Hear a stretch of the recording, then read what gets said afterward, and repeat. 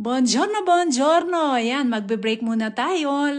Isang patalastas muna bago natin i-continue yung ating nature adventure.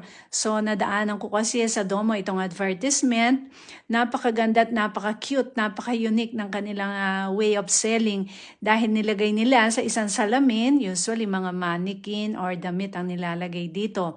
Pero ito personal na nagde-demo.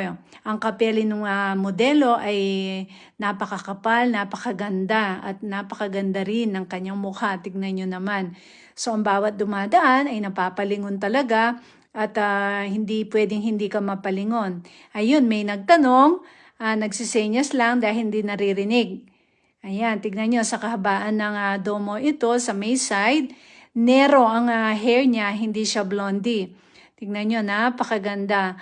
So, it's too cute para hindi ko muna padaanin sa inyong mga newsfeed para magka-break muna tayo dun sa aking nature contents. So, ayan. Siguro mamahalin ito. Hindi ko nakita yung price.